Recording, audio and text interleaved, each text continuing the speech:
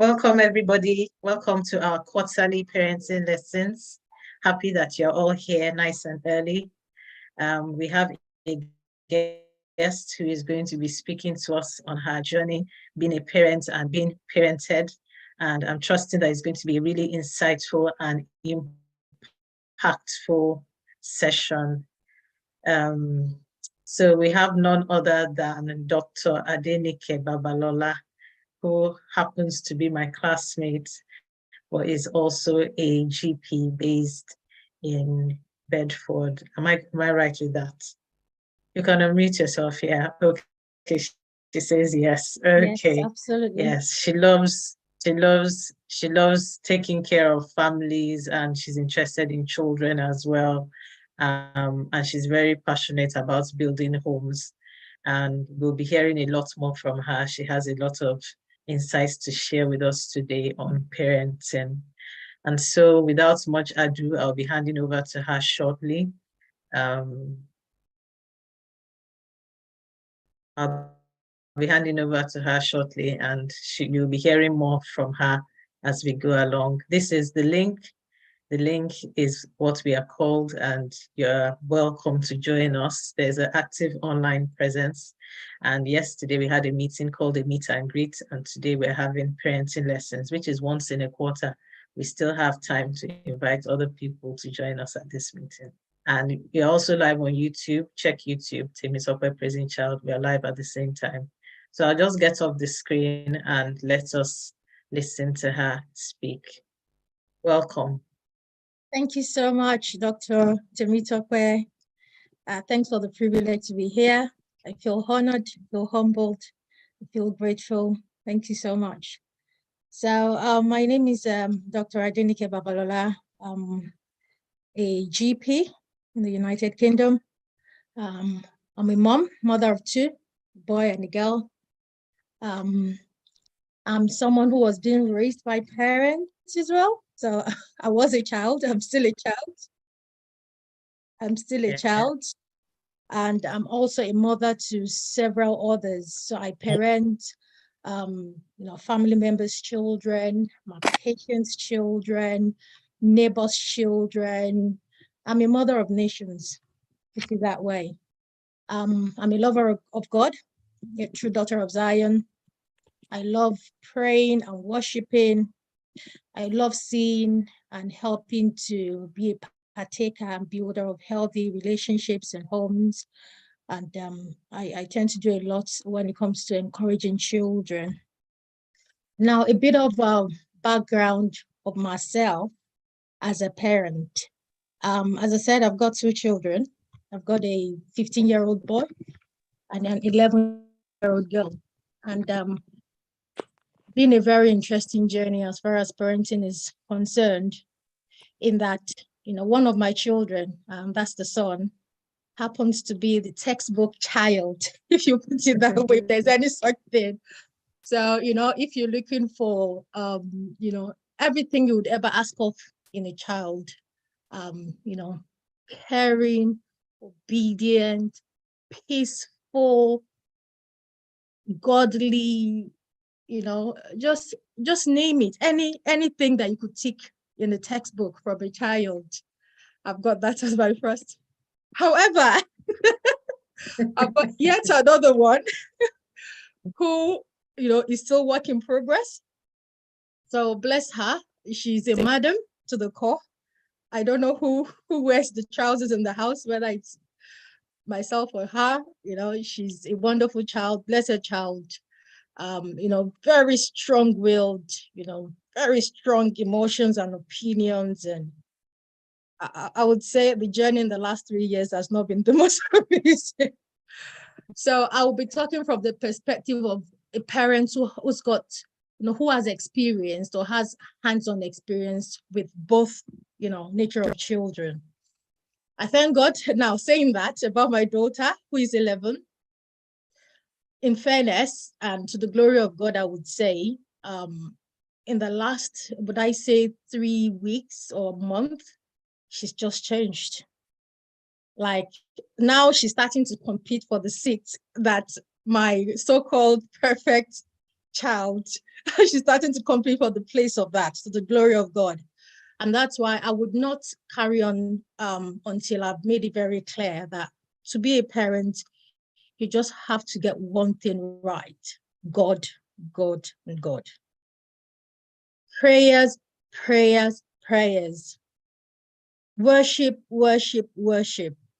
I mean, I'm telling you the things that have helped me, in my journey, as a parent, that God factor. He's first our father, if we remember. He's the good father. So if at all we need, and I don't think any of us has it all. Fine, I'm a parent, I'm a doctor, I'm, several things in one, but I still have that big father up there that I run to, that I cry to for counsel, for advice, for wisdom and all of that. And he has been there all through. So yes, I thank God for my second daughter now, who is now, starting to follow after the footsteps of her brother and all. Now, obviously I'm a doctor, and a lot of people tend to think, oh, you're a doctor, so parenting should come as easy peasy for you. Honestly, that's not the case.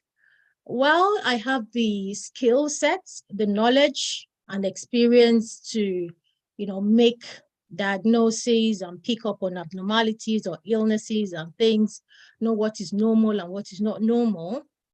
It doesn't necessarily mean that I'm equipped with every single resource that I need to become or to be a good parent. So there's still a lot more that one requires to be a parent. You still need the patience, the communication skills, the empathy, the understanding, the respect. Yes, I say respect, especially for the Nigerian parents out there wondering, how do you mean? I still need to be respectful. Still, there's still a lot more that parenting entails other than just being a doctor, and then you should be able to get on with it. Now, I say this because and I would say again that fine, being a doctor, or if you were to be a doctor, you would say that one would argue that you should have been a lot more endowed with some of these skills as well. Of course, your communication skills still have to be good. You still have to be a good listener. You still have to be patient. You still have to be a good, yes, it does help, but then you still don't know it all as far as parenting journey is concerned. With the challenge I had with my daughter, I remember, just asking God why, because she was just, I don't know what phase that she was going through, but I just had to ask God, like earlier this year, God, what exactly is going on? Like, what have I done or not done to to be experiencing or going through this sort of thing in this home with this girl? And God was asking me, like responding, because I got that in my spirit, like, okay, I thought you said you wanted me to teach you patience. And I said, yes, patience. There it is. So how else or who else in the world would you have learned patience from than the one that I give to you? And it kind of made sense. And this was like just 2 weeks before she started to change. So it was more like whatever it was that she was going through in the last 2 years or thereabout just came to an end, and I had answers to it, and that was it. I know. So yes, the God factor cannot be overemphasized as far as parenting is concerned. Now, I think what I would do now would be to give my opinion, experience being a child. Okay, being a child, growing up in Nigeria. All right, and then from there, it would then make sense to go on to my experience as a parent here in the developed world, because I think it's fair that one gets a good perspective of all of that. I've been a child abroad, that's in Nigeria, and now a parent to children in the developed world. I mean, these are completely different things, completely entirely. So I grew up in Lagos, Nigeria. I'm sure most people know about Lagos. I know. Was brought up in, I won't say a very Christianly background. I think the sort of Christianity that I got from my grandmother, or my grandmother passed on, in me, my opinion was actually stronger than what I got from my parents. My dad was a free thinker. He went to church every so often. My mom used to go to church by virtue of the fact that my grandmother, but because my grandmother was more or less the mother figure in the house, she was with us all through growing up. She left a lot of impact. I would say my Christianity journey or experience would not have been laid down but for her. She was a legend. She was a true mother. A lot of times I don't call her my grandmother. I think she would have passed for my own mother because she was the one who would take us to church. It's not uncommon for you to be with just say good morning to my grandmother. Of course, she lived with us. And then she just answers by praying for you. I mean, I wish I could do that to my own children now that I'm a parent myself. She speaks very thick Ijebu accent. And then all you had to say was, good morning, in Yoruba, good morning, ma. And she was, good morning. And then she started to prophesy to your life. I'm still saying to myself now, I want to be a parent like my grandmother was, and every single thing that she prophesied to us and in our lives have come to pass. Good morning, you will become a doctor. My being a doctor today, to the glory of God, was spoken. These were words that were spoken by someone. So sometimes when I look back at my life and all of the journey in medical school and all through the journey till date, I'm like, it's too late. If anybody had been an antagonist or anything to me becoming a doctor, it was too late because some people spoke it into existence. And that is why we need to be very conscious of our words as parents. It's a no-brainer because those words would not die. If at all you're taking anything from or you would not take anything from this platform today, please remember that your words would not die over your children. No matter what they are doing, no matter how much you think they've strayed away, do not keep prophesying and professing. My grandmother at the time used to work in a health center. So in the health center, there were doctors and nurses. So she really, really loved the idea of, wearing ward coats. And she would say they would, the way they carry themselves with finesse and all of that. She really loved it. And she wanted me, being the first child, to step into that. Every single thing you would live abroad, she was one who brought it into being. Every single thing, and unfortunately she has passed. But the emotional part of this was the fact that the very day that I was that my name came out as being a GP with Royal College of GPs was the day that she took her last breath. That was the day she died. So she came, she sowed the seeds, it bore fruit till date, and then she passed. So that was a very strong lesson for me. Apart from her Christianity, she took us to church, created an atmosphere of prayers in the house, lots of, worship music and all of that. So I thank God for that. So that was my background. She was a very strict parent as well. Of course, my parents were very strict. They were very firm and strong believers in giving, the best of education you could ever give to your children. They were my father. That guy is a legend. Kudos to you, Dad, if you're going to be listening to this. My father is, he's the kind of father that would say that till master's level, I would make sure I spend my last penny. And that was what he did for every single one of us. I'll make sure you go to the best schools. Yes, we went to the best schools. I went to one of the best schools on Lagos Island at the time. From there, we went to federal colleges. All of us went to, the six of us, we came from a family of six, went to federal government colleges. The ones who were boys went to King's College and all of that. And after that, he said, after that, you guys would all go to the UK and I'll spend the last penny. I don't know how many people came to do their masters all fully paid. My father did that, to the very last. So I thank God for my background. I thank God for the experience that I had in a federal government Oyo at the time where, Christianity was the order of the day.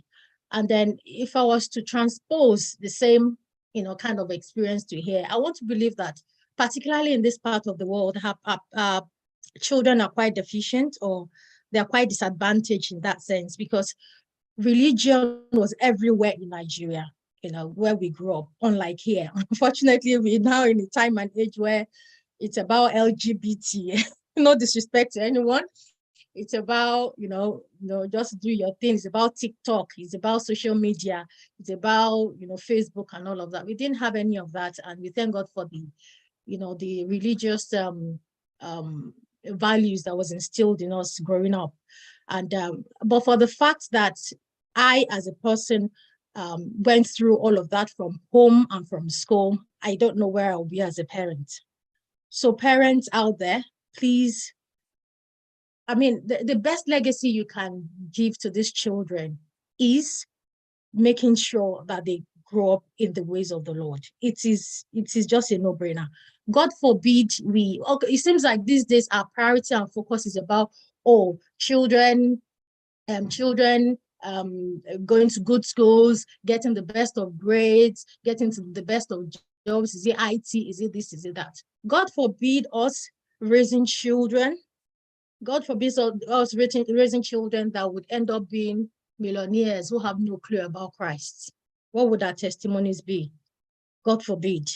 So our greatest legacy, and I keep saying, if at all I'm not passing on anything to my children, I would make sure that I fight with the last drop of blood within my veins to ensure that they know about Christ. It's a no-brainer, because that was one of the best legacies that I got from my parents.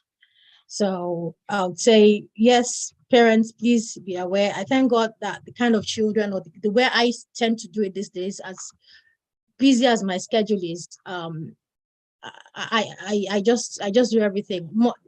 Positive modeling and modeling the ways of God, and kindness and love and compassion is just a no-brainer. And intentional, just like we are intentional about going to school, getting a trade, to putting them in good schools. We need to be intentional about doing this, in the comfort of our homes as well. They need to get into the habit of studying the Word of God.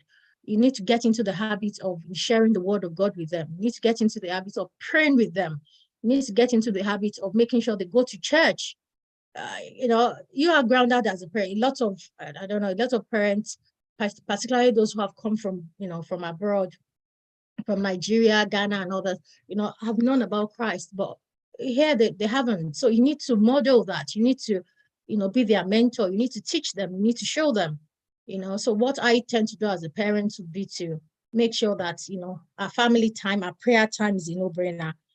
Either in the morning. Sometimes our prayer time is even in the car. On our way to school, we are doing whatever in the traffic. Oh yeah, somebody pray for us. So you're praying there as you're going and all of that. And if at all that is not happening, they wake up in the morning to worship. If there's no worship, they'll come and ask you, Mom, how come the house is so quiet? That is, you have to flood the house with the Spirit of God. You have to just flood your environment with messages, with praise, with worship, with something positive that would have a long-lasting impact in their lives, because those are the sort of things that helped me. So we tend to do that quite a lot. And I'm not surprised that my son is he's learned a lot when it comes to that. Very soon, I would publish a page using recording in progress. Using the sort of platforms that they can relate to these days, which is like TikTok or Facebook. There is this prayer outline that my son had. The first time I saw this prayer outline, I was honestly, I just could not believe myself, because it was like prophetic prayers, highlight up to 100 of them. And he had to stop because he had to go to bed the day he did it. And it wasn't just one, he had two of them. It was like, I call him my man of God, is if you have this guy in the house, you don't need to meet no pastors for anything. I've raised him so much to the point where if I need prayers for anything in the house, I go to him, I kneel down before my 14, then at the time it started like 14, before my 14-year-old, now 15, for prayers. I kneel down, he lays hands on me and he prophesies. And these are children without sin. So the prayers are always on point. I thank God for the child that he is. He's now gone to that point where, he's now gotten to that point now where He saw that confidence now, has now extended to him, having that same confidence in church. So before, he would sit with the family when we go to church. But these days, particularly in the last 6 weeks, my son would go to the very forefront where the ministers are, just next to and sit next to them and all of that. And, and sometimes, well, I would say 2 weeks ago, 3 weeks ago, sorry, there was like an impartation service where they asked people who wanted to be filled with the Spirit of God should come out and all of that. And the, pastors, the ministers were laying hands on them. And this boy was doing the same. And he was also laying hands on adults. I said, yeah, this child. Where did you get this confidence? I'm telling you the kind of confidence that he has addressing because it started from home. He doesn't see, he thinks it's normal. He thinks that's what you should do. You should just lead prayers. You should just pray. You should just lay hands on people. Because that has become normal for him. He didn't know that that's for adults, not for children. I know you are tall as an adult because you are 6'3", but for God's sake, you're still a child. So I was really proud. I was really happy. And now he's found his position. And now I would not progress without making mention of, still on this issue of being a parent, or religion in the diaspora or in the UK. Initially or previously, we used to go to Nigerian churches. Of course, going to Nigerian churches as a parent would help one to socialize, to mix, to serve, obviously, because if you're in a Nigerian church, you're more likely to either join one of the activity groups and all of that and all, which was good and which did help me to socialize and bond and familiarize and all. But I did notice at the time that, and I'm not saying this to discourage other parents or anything, I'm just sharing my own experience that maybe one or two persons can learn from. So I then noticed that when we're going to the Nigerian churches, they would just kind of sit down and kind of be docile and not really engage. They won't even want to go to the children's church sometimes. I just, because I watch them, because I'm very intentional when it comes to spirituality and handing over things to my children and all of that. So I watched them, they were just not. So after a while, when we moved house, one of our family friends just said, have you tried going to this particular church? It's like an English church, basically. And I'm like, English church, get me, I can't go there, that they won't pray, they won't pray for you. I've been to MFM in my life, I've been to Redeem, I've been to, that I need to go to a place where, I will pray fire and spit thunder and all of that kind of thing. And he said, why don't you just try it? So one thing that she now said that encouraged me or drew my attention was that, and their praise worship is very powerful. I said, praise worship, that is me. At least, so because of that, I then went to try them the first time, and that was good. Of course, just as she said, their praise worship was outstanding. That one of the best ways that I connect as a Christian, as a child of God. Everybody has their weapons or their spiritual principles and things that helps them to connect. But praise and worship, I find that works like magic for me. So I saw their praise worship, it was fine and all, and I realized that for the very first time, the children engaged during praise worship. They normally, I would normally stand up all through, when we are asked to stand up, either during message or what, just so that they are watching and all of that. But usually in the past, they would sit down, but I now noticed that they would usually do what you would do. They were engaging more. Their face lit up. And they said they wanted to go back again and again. And that was the last time I went to any Nigerian church. They were able to. And I think the reason, and I think I asked my son as well, was because they could relate to them more. I'm talking about parents now who live in the UK and all of that, because that's one of the avenues where you can get them, for Christ. I realized that because in school, in their sporting activities, in their whatever, in their everyday life, they are met with whites, and they've seen them as figures of authority to them in their lives. So they tend to listen to them more, just like when we were parents. You can imagine, when your teachers say things, your teacher's words are more likely to, carry weight more than even your parents and stuff like that. So because they are their teachers, they are their mentors and whatever, everywhere, that they can relate to them. And them going into a setting where, they see this, they see the whites, the whites, lifting their hands in worship, talking, and the way, if we think we serve God as Nigerians, we should wait until we see the modern day Pentecostal whites. We don't we don't have a clue. They are so passionate. The way they talk about Christ, right from when they met with Christ, when from their childhood, from the way they take the Spirit of God and worship, it's like, oh, so this God thing that they've been talking about is not just for sentimental Nigerian parents who just want to speak fire. Really? So that means our own teachers in school, our own mentors, our own people here also can relate to Christ. Oh, then that means it must be true. I don't know if that makes sense. That was one thing, or that was the point where I saw or noticed that my children started to change.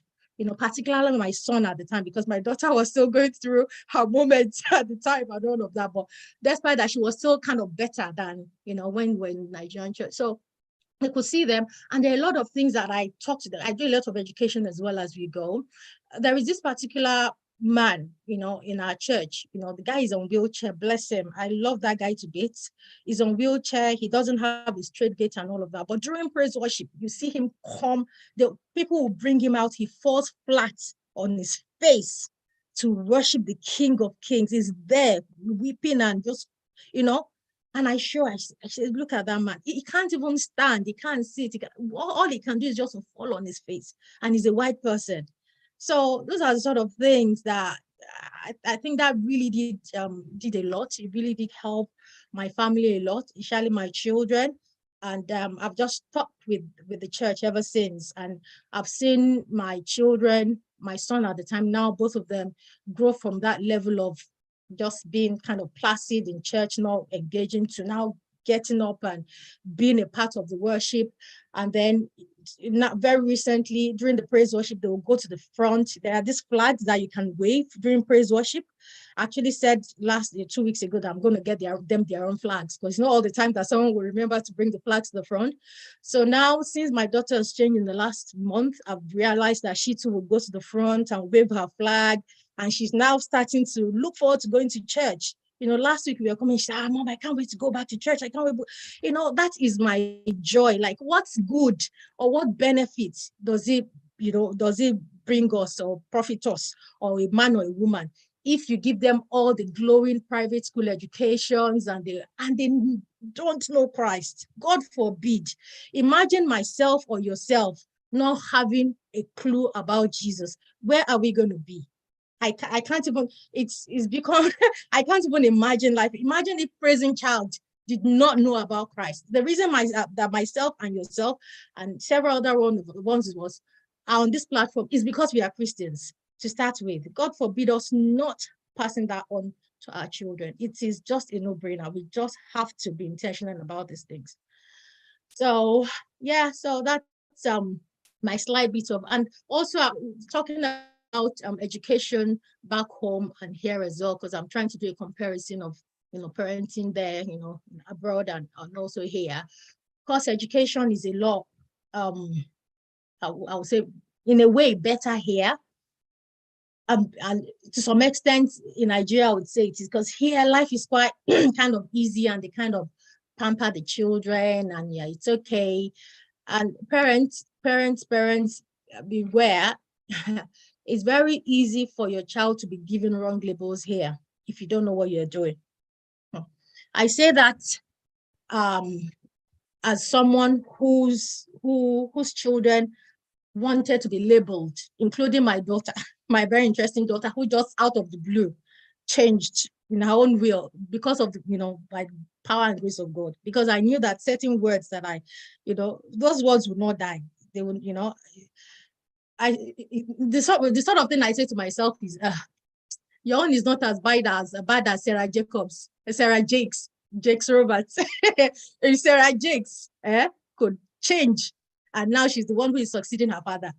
No, your own cannot be different. I might not be as strong as TD Jakes or whatever, but I know the kind of work I've done even before you came, because even before you came, before you were formed in my womb, you were ordained as a prophet to the nation. So by the grace of God, your own will not be different. I've sown those seeds, I've said them, and it will not die. And I'm not surprised that it is starting to come into manifestation.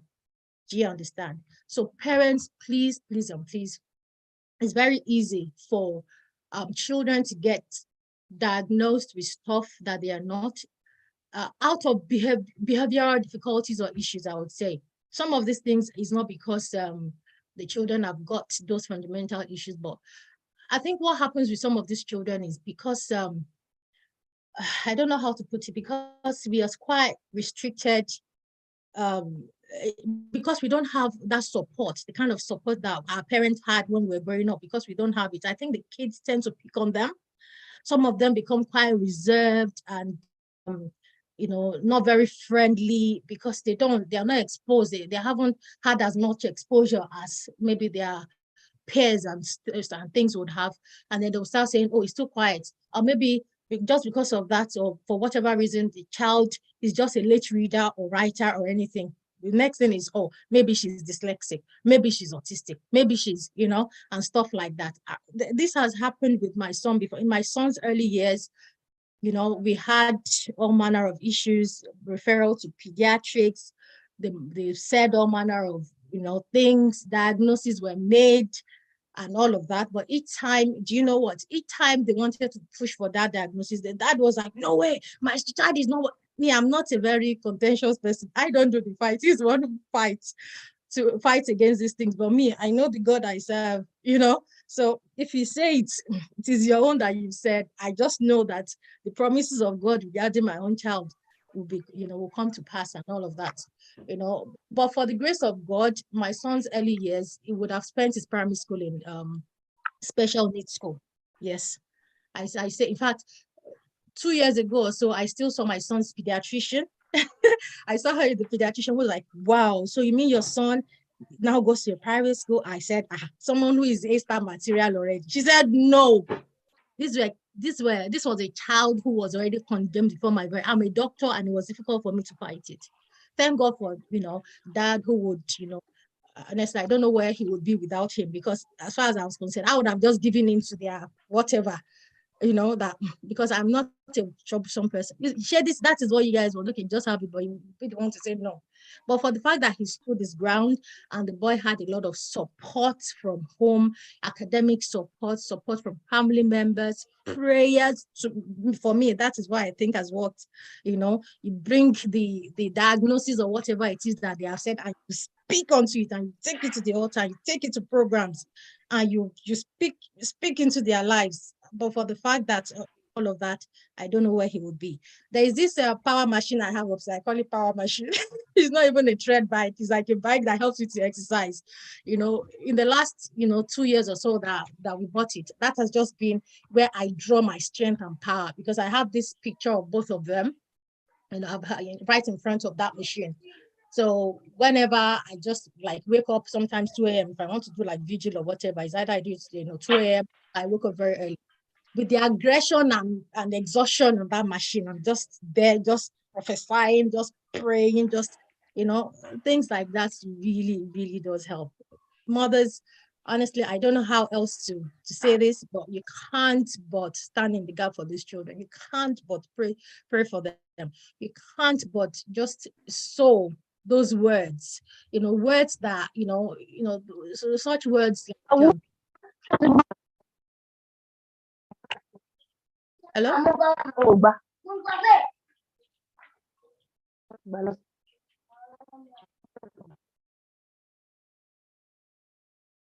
Right. So words that, you would know that there's no way it is that anywhere it is that decisions are being made about your children, home and abroad, whether you are there, whether you're not there, that the Spirit of God should arrest them, should speak for them. You need to talk. You don't have to be there physically. You talk to every part of their being. You talk to their eyes, that their eyes will not see evil.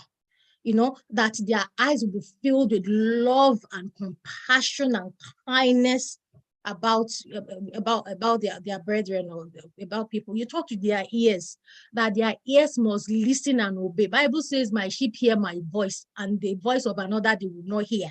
You talk to their ear. Lagbaja with their son name.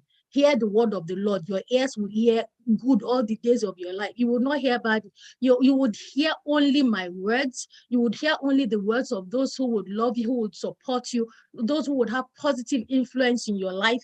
You speak to their ears, that their ears will not hear evil. You speak to their legs, that wherever those legs will take you, whether I'm there, whether in my absence, even after I've passed, that those legs would always take you to the right places, that you would find favor, you will find the mercy of God. They would take you to the highest places of the earth. You speak to their hands, you speak to their hearts, that their hearts will be filled with love. You repel any untoward human being from them, even regarding their marriages. Talk to their marriages, from that your heart will fall in love with the person who would love you like I have loved you. Someone whose heart will be drawn to Christ, just like you talk to every part of their being. You cover them, you shield them every day. I mean, these things I really can't.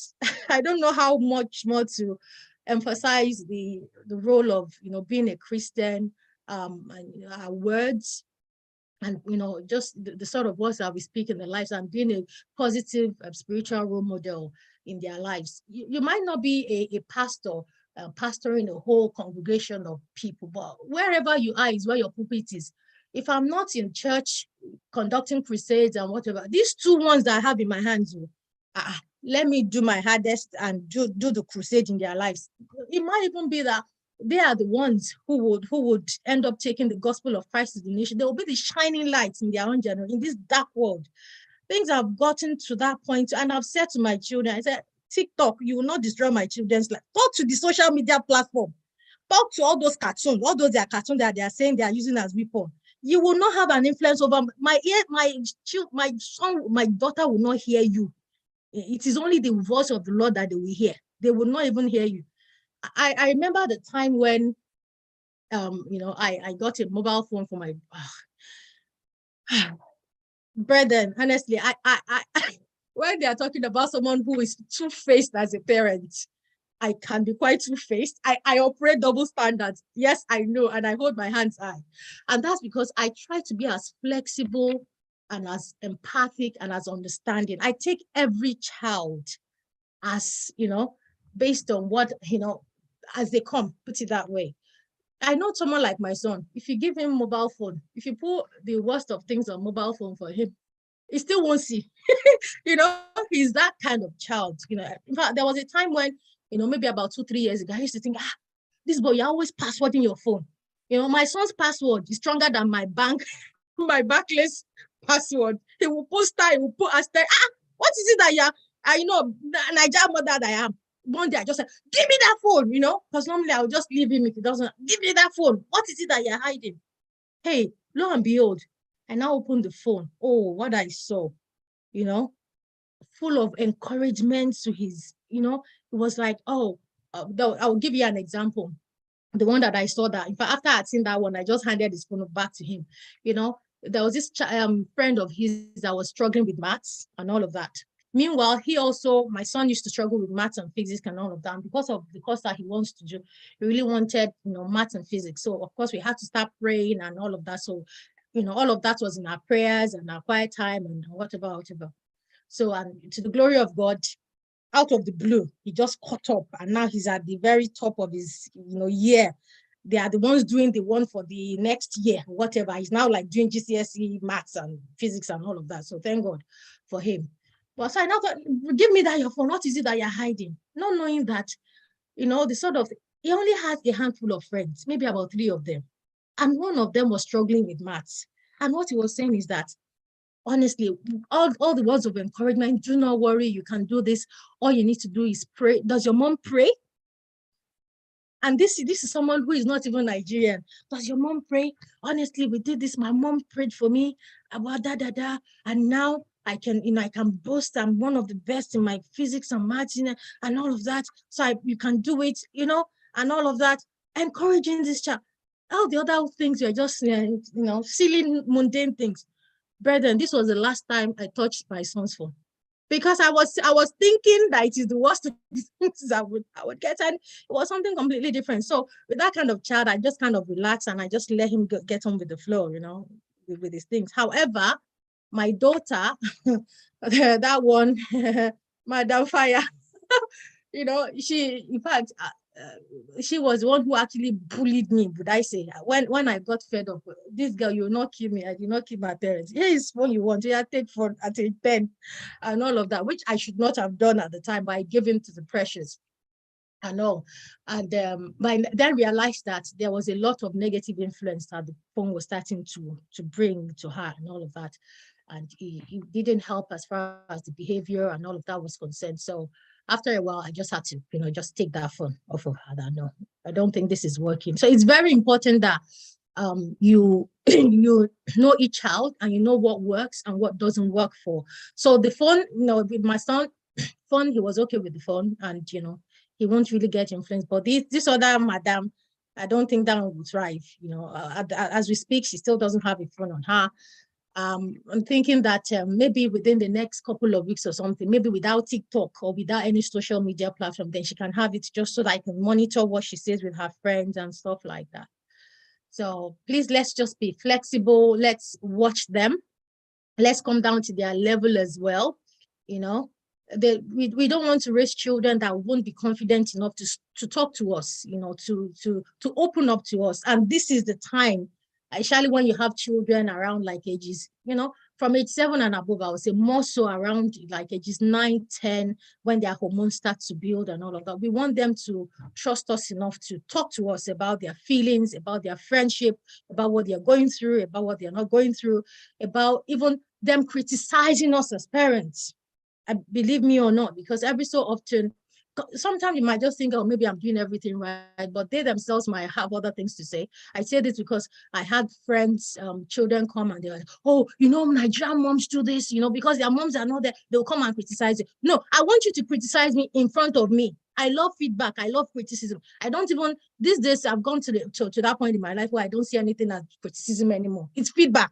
Whatever it is that you say about is a feedback. So I will take it on board and I'll work on it. Do you understand? So I incorporated that in the last, I would say 12 months or thereabout. And to the glory of God, we've now gotten to a point now where it's like, okay, so what is it that mom can do better? No, I think you're perfect. No, I don't want to hear perfect. That is not what I want to. What can we do better? Is what we want, because I must learn. Parents, we have to learn. We can learn from we can learn from these children. We can learn from other children's kids. That's why I said I'm not just about my child, but when other children's kids come as well, I learn from them. Let's come down to their level. Let's talk to them. Let's support them. Let's pray with them. It's just very important that all of these things are done. I don't know what other aspects that present child would want me to cover now. I'm a talkative and I don't want to just keep talking and talking and talking. We are enjoying hearing you talk. Okay, and let me talk about the cultural aspects of things as well, particularly with parents in the diaspora. It's very important that we enable or teach our children to have a strong sense of their culture. Is very important. If you are Nigerian, wherever it is that you're coming from, it helps them with their confidence. You won't imagine how they would go before their peers in school and brag about the fact that, oh, do you know I can speak Yoruba? Do you know I know, even the little bits of good morning, good afternoon that they'll go and brag, and they actually respect them for that. One thing I've found out with parents, like particularly Igbos, I give kudos to them. Ghanaians, I give kudos. Indians, oh my God, those guys are top notch when it comes to helping their children to identify with their culture. We don't do enough of that as Yorubas. I can criticize myself for that. We don't do enough of that as Nigerians. It's very good. I find some of my children's Polish friends going to Polish schools in the weekend to learn how to speak their languages, and even for the Ghanaians and Indians, they don't even need to go to those schools because they have this sense of, they have this way of living as a team. You can see mother and grandfather and, everybody living together. So even if you are not there as a parent, there are other members of the family teaching these children about their culture. Their parents dress, in that cultural way and all of that. So I've been very consciously in the last couple of years or thereabout, trying to help them to relate more with their culture, and I've seen a lot of positive responses as well. So you now find my daughter saying, "Oh, mom, do you know Nigerian food is now trending online? Oh, do you know jollof rice and all that is now really? Okay, really," and all of that. And then also, there's this cultural day that they tend to do in school. I took it personally when they were going to do like a cultural day. I said, my children, they will be the center of attraction in that school today. I can be that vain when it comes to stuff like that. And so during my son's time, I made sure that because he's as tall as his dad now, he wore that the top and the whatever, wore the filler, all they use the same size in this house now, both shoes and everything, the filler, the top, the everything, and all of that.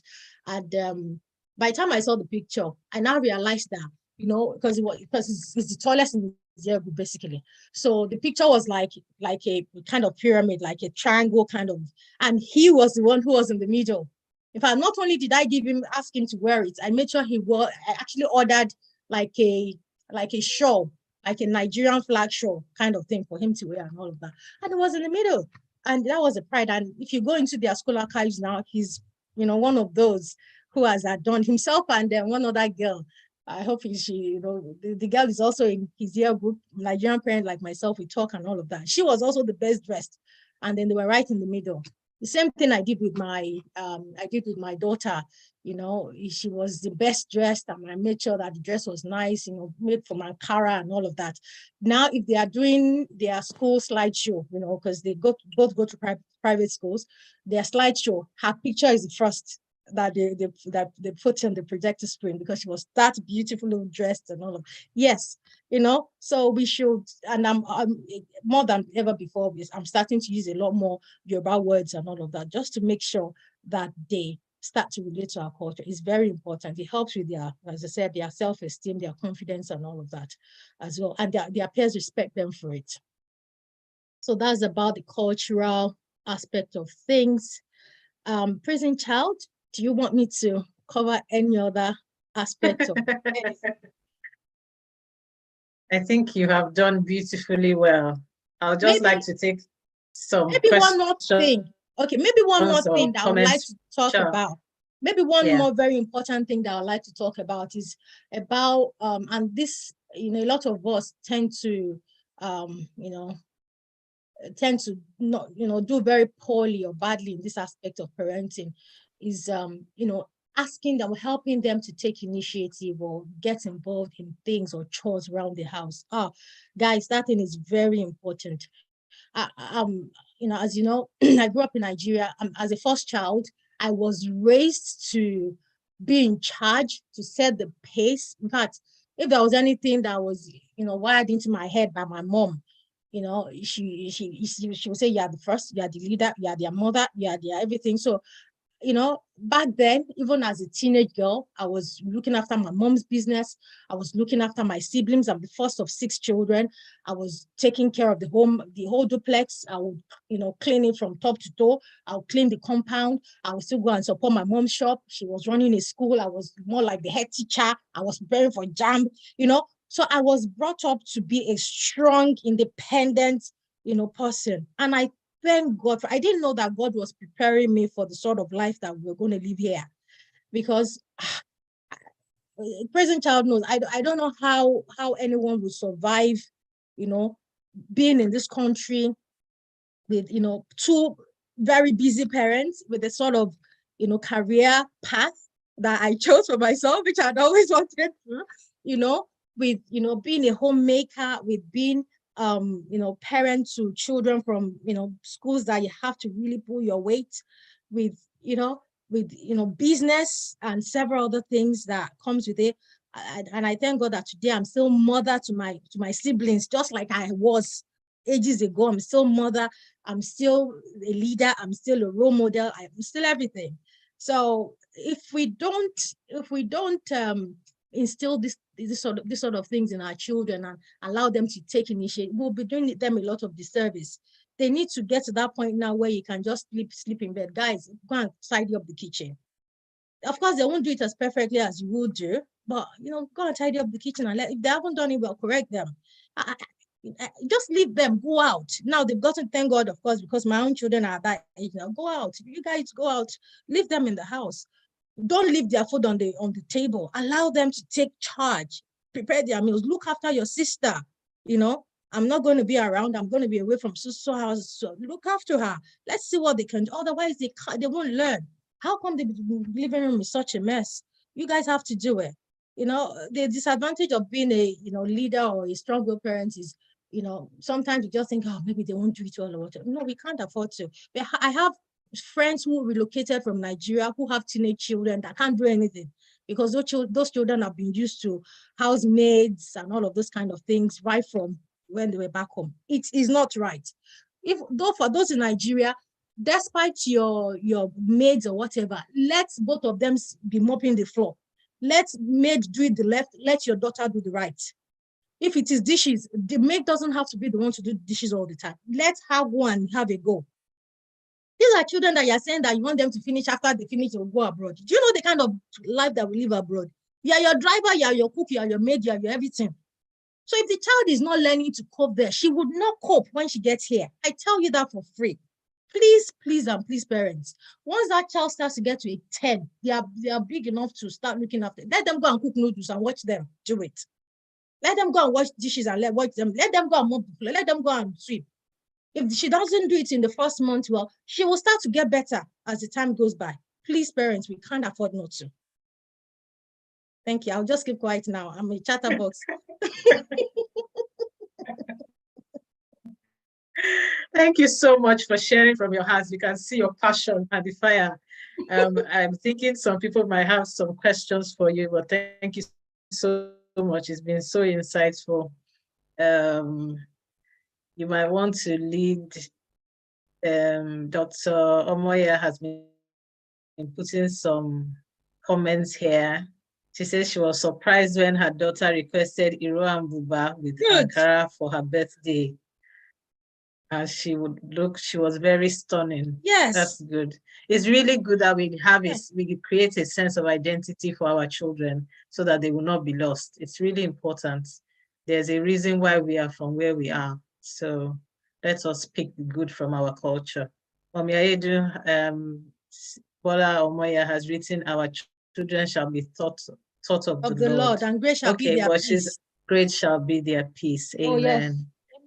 Someone has asked, I think maybe she missed your explanation, that why was there the docility in the African church? Why was there what? Why were they docile? Why were the children docile in the African church? I don't know. Maybe they just did. Like I said, I really don't know. Sometimes you can't get into their head, but I think they could just relate to the fact that those who are authority, over them, and I'm not saying that everyone should do this, but I just found that really did work for my kids. Maybe if I had still left them in the Nigerian church, perhaps the same would have happened. I don't know, but I just realized that there was a sudden change when we moved, and I'm just going to stick with it. Yeah. There's a place for everyone. Everyone doesn't have to be in the same place. Yes. As long as we are worshiping God and we have a connection. In spirit and in truth, yeah. Yeah. Sister Adebusola has a hand up. You can unmute yourself, ma'am. Yes, I want to tell the speaker, thank you very, very much.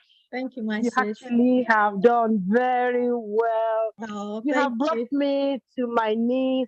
Oh. I was fighting with pride with my daughter. Oh. She's always fighting with me, as in, Mommy, you do this. Mommy, you do that. Mommy, you have to get this right. But when you actually express it, that you ask your children, is Mommy getting better? What does she have to do to get perfect? I said, yes, I think I have to be humble and do this. Yes. And bet you, sister, I'm going to start doing that. Thank you very much. Thank you so much, sis. It's so important. I found that very, very helpful. Honestly, you will be amazed what the children would say in your front and even behind your back. You know, as I said, I've gotten to that point now where I'm begging for criticism. Please just say something that I can work on. Honestly, and you'll find that if they go to other people's houses or if they talk about you, you know, without whilst you're not there, it will just be glowing feedback. And if at all, it makes you a better person, makes you happier. Do you understand? If not for your children, even to help you relate with other people, there's just this sense of fulfillment and happiness and joy that comes with it. Honestly, I would not recommend it enough. Awesome, awesome. I've taken some things from what you have said. The power of words. Our words do not die. She has emphasized on that. That's really powerful. Let us take everything as feedback, whether it is negative or positive. There's something we can build on. I don't know whether anyone has some comments that they want to make to our speaker. She has spoken very, very well. Big thank you for being here to listen to her. I'm sure our mommies and daddies might have something to say. Who else has a comment? Anyone want to speak? I think it's our mommies who know more than us, because my own parenting experience has only been for 15 years. There are some who have been parents for 30. I'm like, oh, when you said our parents, I was like, oh, I've only had my parenting skills for 15 years. Some have done 50 years. Where would I start from? You know, but at least the little I have and the little experience, at least I would share. So yes, we still have a lot to learn. It's a learning curve. It's a learning journey. Even our parents are still learning, you know? yeah. I'm sure they are still learning. So yes, we are all a work in progress till we become perfect. Yes, we're all a work in progress. And I think everyone has really benefited from listening to you speak today. It's been amazing. Chinyere says, thank you so much. And we'd like to thank you too, on behalf of the link, for choosing to speak to us on parenting lessons today. For someone who is sad that he came late, you are hearing the recap, short version, but you can still listen to the full version on YouTube. Please look at the video again. It's worth listening to over and over again. And please subscribe when you're there. And if you're not a member of the link, please join the link. We are still welcoming people. Mommy Adrian says that's why we are here. We are still learning. Yes, still learning. All of us are still learning. God is the source of all wisdom, and he can give wisdom to anybody, even our children. So we have to be in that posture that we can learn from anyone, the young or the old. Yes, so that is it on parenting lessons today. Some of us might already know our motto for parenting, and that is, I and the children God has given me, we are for signs and wonders. Can we say that together as we close the meeting today? 1, 2, go. We can unmute ourselves if we choose. I and the children God has given me are for signs and wonders. Amen.